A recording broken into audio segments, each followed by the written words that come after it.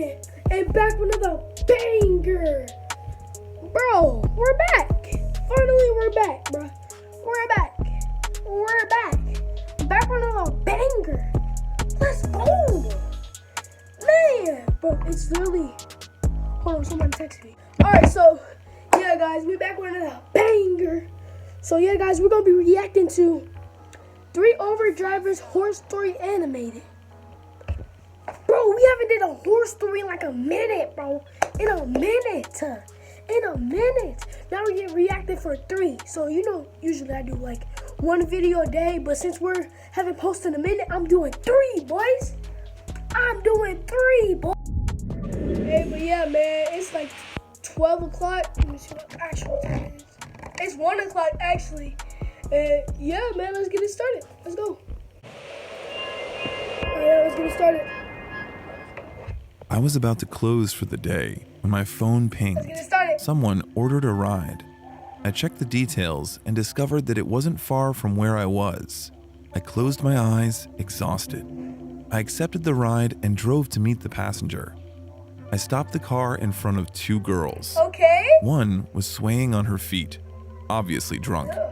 It is not a strange sight in New York. "Yo," the blonde one yelled, leaning through the window. "Are you the Uber?" she slurred. The other girl giggled as she looked towards me. I nodded and they squealed, with quite some happiness on their face. They clambered inside, tottering in their heels. After they managed to sit down and close the door, I started to drive, anxious to drop them off. They reeked of alcohol. I tuned them out and focused on driving. I stopped at a red light. One of them loudly said they had been talking to me. I glanced back and muttered an apology. "Rose, leave the old man alone." Alright, guys, sorry, guys. Rose scoffed and looked at me angrily through the rearview mirror. Dang. The light turned green and I continued driving. Over angry. "I'm not old. I'm barely 30, I said to myself. I heard a groan and the blonde girl told her friend she wasn't feeling too good.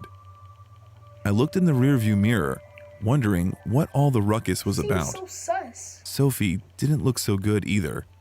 Her face was a little green and she was clutching her stomach. My phone pinged and Rose met my eyes through the mirror.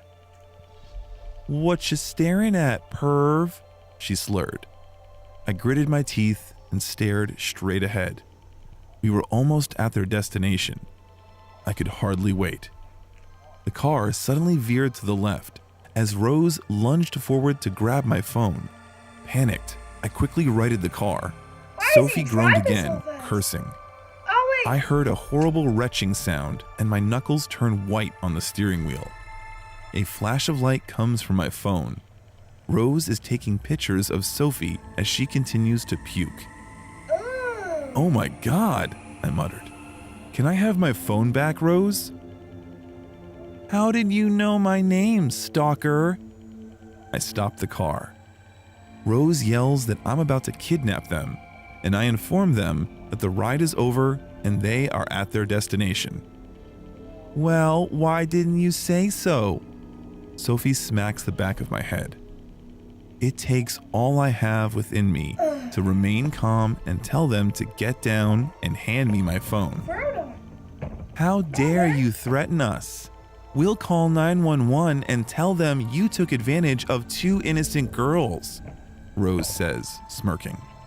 I told them that that is impossible and untrue. I shook my head in disbelief. "Who do you think they'll believe?" Sophie asked. I paled in fright. "Exactly. Now be a good little boy and run along." They left me by the road, not looking back once. I got to my apartment and shoved my hands through my hair. I couldn't believe I picked up 2 psychopaths and they even threatened me. I have to get my phone back. I sat on my bed thinking. Looked up suddenly. I didn't have to get my phone back. I could just pretend this never happened. Hopefully, I mean, that's what you could do, I would bro. never have to see them again. I went to sleep smiling. Really that serious. The next day, I cleaned my I car, would instantly say, I got a new phone, linked it to my Uber account, and resumed work. For me, driving was usually relaxing. I got to move around town and get paid for it also. It was very rewarding and pleasant as long as the passengers are cool. Most of them don't talk to me at all, so I usually feel like I'm on a road trip. My phone pinged and I moved to my destination to pick up the passenger. I saw two girls standing together and my heart started to accelerate. Oh my God. It's Sophie and Rose. I groaned as I eased the car to a stop. Sophie leans over and grins widely. "Hello, Mr. Stalker. What's up?" I looked at them and I told them I would cancel the ride. Rose laughs, a high screeching sound that makes my skin crawl. "You have no choice," she said, holding out my phone. I looked at her, unmoved. "Your phone here is evidence of our encounter, and nothing is going to stop us from calling 911 and then telling them that you assaulted us," she said, giggling. Sophie gave her a high five. "Yep, that's the plan. So you're going to be our personal driver. You'll drive us anywhere we want, whenever we want." I took a deep breath, Bro, and another, that's tough. and another. Then I told them to get in. They squealed with delight. I drove them around New York throughout the afternoon and then dropped them off at their place. The next day, I drove them around again, and they were the only passengers I picked up. They made me carry their bags from shopping malls and wait outside for them while they went to a club. It was the 7th day since I became their chauffeur. I was exhausted and very angry. I had always been a quiet guy. I never troubled anyone, That's but tough. these girls had driven me crazy. I was literally burning from inside. I thought harder, looking for a way out of my predicament. I knew where they live. I smiled to myself. I knew where they live. I left my house by midnight and drove to their apartment. I picked the lock and broke in. I looked over the apartment. It was a very messy place with clothes strewn around and pizza boxes everywhere. After I opened a few doors, I found their bedroom. They were sleeping on the same bed. I removed the duct tape from my coat pocket and moved over to them very quietly. I covered Sophie's mouth with duct tape. She didn't even move. I reached over and covered Rose's mouth. I pulled the covers back and gently tied Sophie's hands together. As I leaned over to grab Rose's arms, she stirred and I froze. She continued to sleep and I quickly tied her hands. She opened her eyes groggily and they immediately widened when she saw me. That man on She that- tried to that scream kidnap stuff. and then discovered that her mouth had been sealed tight. She thrashed on the bed, waking up Sophie in the process. Sophie blinked at me before recognition filled her eyes. She also tried to scream, but couldn't. She thrashed wildly on the bed. I took a chair and sat down. I smiled. "Now, girls, you've been messing with me. I never did anything to hurt you, but you have humiliated me and Self-defense? assaulted me. You puked in my car and threatened me. Okay. I saw my phone on the bedside table and grabbed it. This is what you were using to blackmail me, and now I have it. I should just leave, but instead, I'm going to make you pay." They whimpered and I grinned. I then undressed them and clicked many images. I could see their eyes widen as if they wanted to shout, wanted a way out, but couldn't. "This is how it feels. This is how you made me feel," I shouted. "If you ever come across my path again, you will find yourself becoming an online celebrity overnight, if you know what I mean."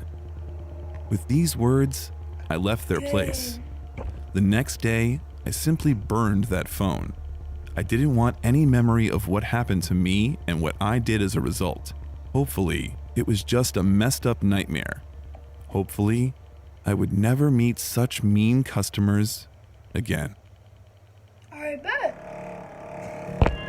Alright, guys, I think we're going on to This story happened about 2. a year ago. Let's get it There were so started. many terrible factors working against me that night. I'm astounded I got away unscathed, at least physically. This all is begins scary when I'm in because my the friend's last apartment one who was so lives in a scary. really rough part of town. In a series of poor decisions, that night I decided to get belligerently drunk and take a few pills of God knows what. I know. Okay. Safe to say, after a solid night of partying, around 4 a.m. I was not in the right state of mind. My drug-addled brain 4 decides that a.m. instead of staying the night at my friend's apartment like I normally would, I wanted to Uber back to my own apartment. My friend's apartment had 2 separate entrances and exits to the building, one in the back, unlit, parking lot of the building, and one facing the street. They had 2 sets of keys for each door, and I only had keys to the one in the back of the apartment. Since my Uber would obviously arrive at the street and the door in the front of the building locks itself behind you, I exited this way when the driver was soon to arrive. Looking back, standing outside that apartment, I realize I look like the easiest target on the planet. I'm a small petite female in my early 20s and I can hardly stay The upright. reason why I'm not talking I'm using a is, street lamp to well, prop I'm myself kinda up not talking and not doing a good because job I at want y'all to either. listen to the story. And me too. The light was basically a Focus beacon on for any what they nearby doing. predators saying, "Come get me."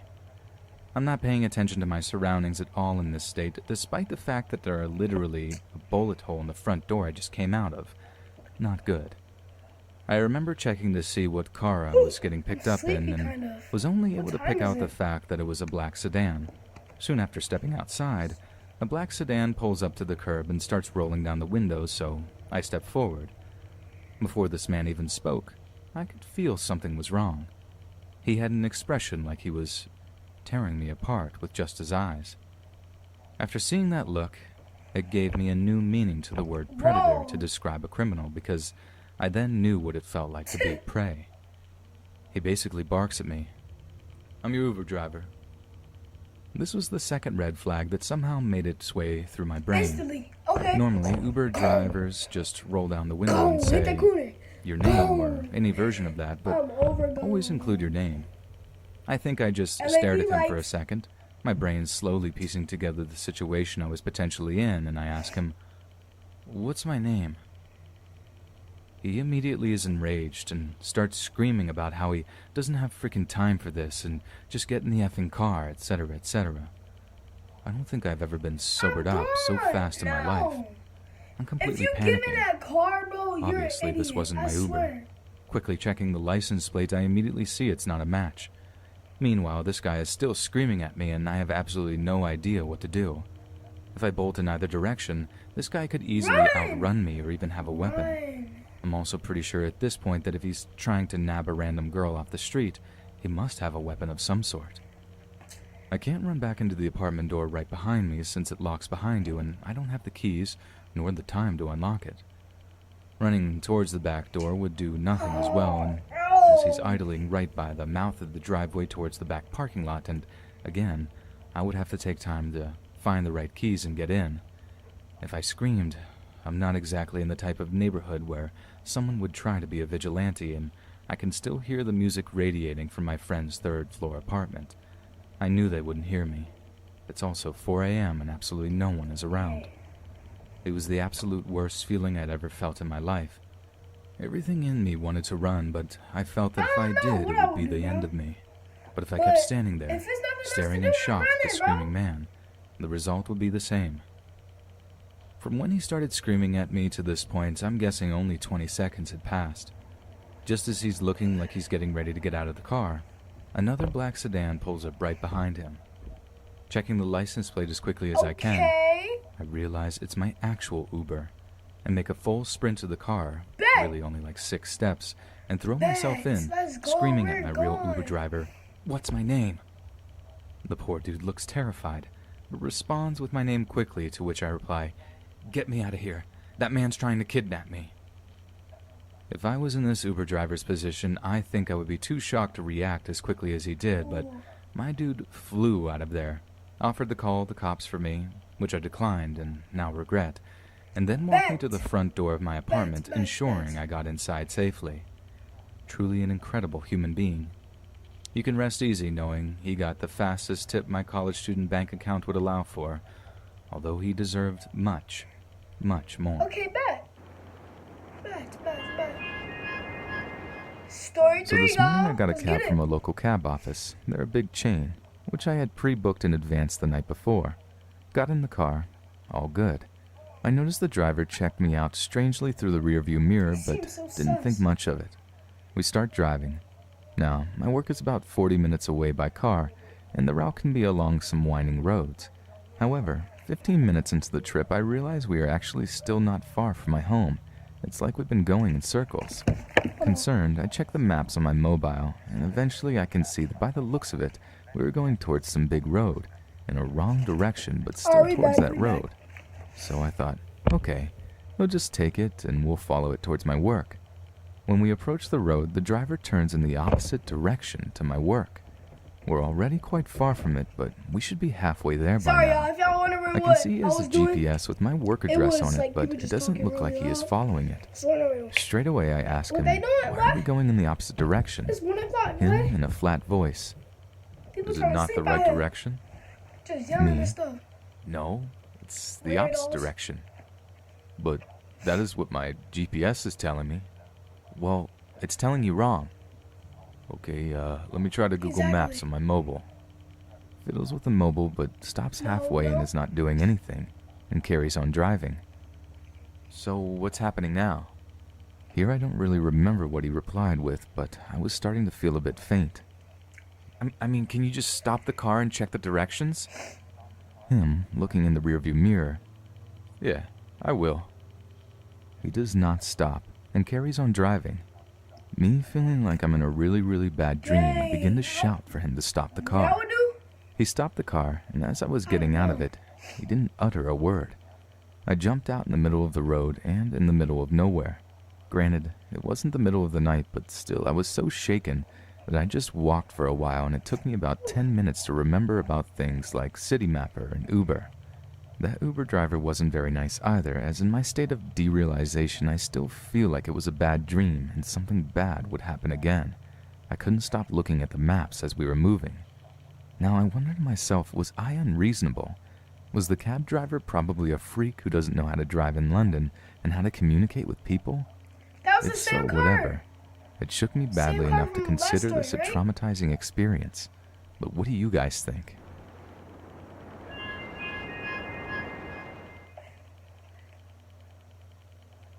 Bro, y'all wanna know something crazy?